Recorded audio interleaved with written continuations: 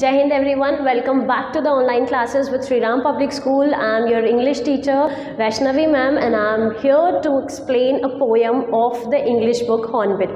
As you all know, COVID-19 Omicron variant is on rise again and we are again switching to the online mode of lecture. So your participation is of course very important to make it a successful one. Your participation to ensure that we would be bringing out different ways to bring out the best of the lectures to you. We'll be starting live class very soon, but before that, before launching that platform, there are some shortcomings that we are trying to remove so that we can smoothly go with it. Today here we are going to deliver this video lecture so that your studies might not be interrupted. There might not be any hindrance in this knowledge process that you should keep on attaining every day. So that is what you have to remember while this online classes are going on. What you have to remember is that every day you need to learn something. Is that every day you need to understand something. Is that every day is important in your life. This 365 days of 2022 will take you to your class 12th. And if you not keep learning every day, if you stop that, if you hinder that process of studies, that process of attaining knowledge, it will of course affect your higher studies and your future. So it's very serious, especially for class 12th and 11th, that you people don't stop. For every class, of course, if you're missing out one day in your life, that one day won't ever come back in your life. That is why without any interruption, we are here with the video lectures till we start our live classes. Yesterday in the last video, of course, if you might have seen, if you're not, please go and see, because there we have explained all the section wise marks weightage and everything, the syllabus discussion, everything else has been explained there. Now here we are going to see this poem number 1st of class 11th.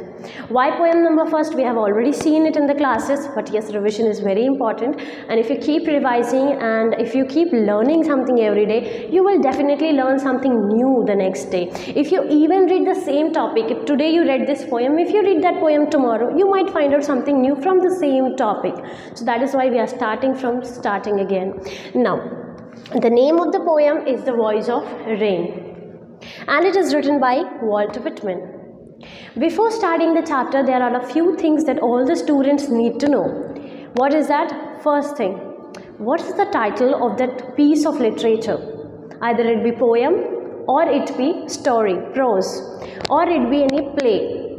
So what is the meaning of the title? That is important. Secondly, you need to know briefly, not in detail, briefly about the poet or about the author of the story. That's important to know what mentality is there behind writing a piece of literature. So for that you need to know something about this poet. For every piece of literature it is important. Now what I said is title, justification, and about the author that we will see. First thing is the title, justification. The title is The Voice of Rain. Now tell me one thing, have you ever heard rain talking? Have you ever heard the voice of rain? Have you ever had conversation with the rain? You might not have had, but have you ever heard the sound of rain? Yes, so this word voice and sound has a difference. I'm asking, have you ever heard the sound of rain? You might say, of course, yes, when the rain falls on some surface, you hear that sound. And what is that sound called? So that sound in English is called patter. That sound in English is called patter. And it's completely different from voice. Voice means when you're conversating, when you're talking, and that audibility is known as voice, and it is sound is patter. So yes, if a poet is telling that the rain was having a conversation or the rain is having a voice, it means that poet is giving this rain some traits which this rain might not possess. And which trait is that? The trait which human beings possess. Talking or conversating is a trait of human being. So as I explained in classes that there are a few literary devices which the poets use to beautify their poems. Here also, speaking of voice of rain is personification. Now what is this personification? So yes, we have seen in class personification is that piece of figure of speech or that piece of literary work where a poet or an author wants to give some traits Traits of whom? Traits of human beings. Traits of human beings? Yes, traits of human beings to any non-human. Let's have example of it. For example, if I told you people to write something about this marker, then you are writing about the marker. That's okay. But if I said, imagine you are a marker and write the autobiography of marker, that means imagine yourself as marker and you have to write about the marker. Imagining that marker has a life, marker can feel. What are the feelings that marker might have? Okay, so we are giving this marker the traits of human beings, that the marker possesses some feeling, it has some variation, some traits it has. That is what I told. When any non-human is given the traits of human being, then that literary device is known as what? Personification. So here this rain is personified. Rain is given the traits of human beings. It means the rain is talking as per the poet. The voice of rain. I hope you all are clear with the title of the poem. So here I'll give a brief introduction, of course. The voice of rain. If the voice is having conversation, if the rain is having conversation with somebody, who will it be? With whom is the rain having conversation? So yes, the rain is having conversation with our very lovely poet, Walt Whitman. Walt Whitman, in a general sense, he starts the poem by a question. In a general sense, this Walt Whitman is asking to the soft falling shower, to the softly falling raindrops, he is asking, who art thou? And who art thou? So here also this old English has been used, who art thou, where art means what? Art means are. Who are? Thou means you. So the poet is asking, who are you? Who art thou? So this is also called archaism. Archaism is also a literary device wherein we use what?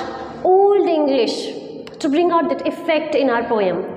So yes, of course, don't you worry, I'll be just introducing line by line explanation we'll be seeing tomorrow, but in introduction also this is necessary to know few literary devices so that the explanation might be good. The next day you will feel ease having the explanation. So the poet is generally asking to the rain, who art thou? Who are you, man?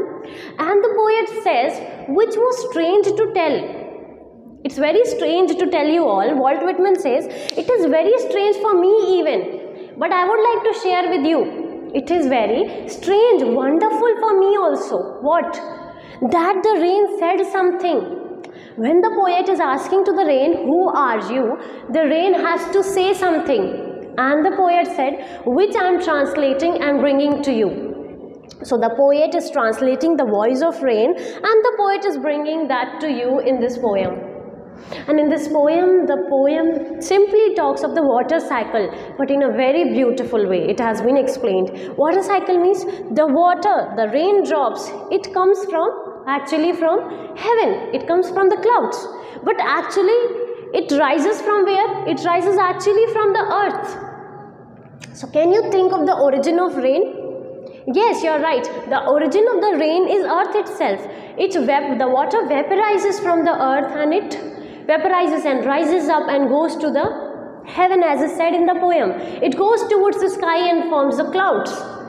Those clouds again they burst into and they fall back on this earth.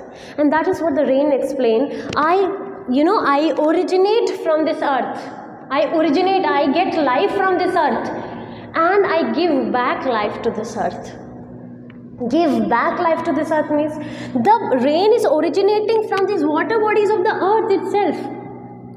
Now it's forming the clouds. It's forming the clouds. It's originating from here by vaporizing water. It's forming clouds now. When it is forming clouds, again these clouds cannot carry so much of vapor in it and it starts falling. And the poet says that the rain said all the melancholy darkness. When the atmosphere is dark, how do you feel? When it's sunny outside, you feel energetic. When it's dark outside, you feel very melancholy, sad. So that is what is said. All the melancholy darkness gently weeps into tear. And that is what you have seen. You remember, if you remember the poem that you studied in class 9th. Rain on the roof. Very beautifully in that poem also it was explained that the raindrops falling on the earth bring happiness and life to the earth. So this is rising from water body and it's falling back to the earth. Giving what? Giving life to the earth. Giving life to the organisms on the earth. Living droughts. Clearing all the dirt of this atoms, particles of this atmosphere. And it settles down everything and beautifies it. And again, if you see, rain started from its origin, and where does it come back? So it comes back to its origin. And that is what is said, like a song or a poem. A song or a poem originates from the poet or the writer of the song. It goes to places and places. If the people can extract a positive meaning out of it, it's good. You know, if it's fulfilling somebody's, if it's giving somebody happiness, if it's bringing our life to somebody, it's good. But again, if you ask who has written the song, or whose song it is, or whose poem it is, you have to name the writer or the poet. So it originates from somewhere. It gives life to all the creatures around, wrecked or unwrecked. It comes back to the origin. And that is what is explained in this poem by Walt Whitman, written very beautifully. The line by line explanation will be explained. Of course, it will be shown in the video tomorrow. It will be displayed along with that PDF so that I may explain the words, each word and meaning, and all the literary devices, of course. So you have to join the online classes on a regular basis. As I said, very shortly we'll be starting what? The live classes. Before that, just compromise a bit with these videos, and it's not compromisation, you know, because we are trying to deliver each and everything through these videos also. So yes, you just have to be active, you just have to join regular classes, and you will be given the best study material and the content. That's all for today's lecture, but before going, I would like to tell you, don't forget to join the lecture tomorrow, because tomorrow we'll be seeing the line by line explanation, the theme of course, and the literary devices. Also, there's one more thing, stop before going. Don't forget to put on your mask and don't step out of your homes, because this COVID, this new variant Omicron is on rise. You have to stay safe so that we may get back to normal. You know, things has to normalize again. We have to start back. We have to get back to the school again. So to get the things normalized, you have to take all the precautions. Okay, you know, you have to prevent yourself from getting affected. Prevention is better than cure. Remember this. Thank you so much. Thank you for joining. Have a good day.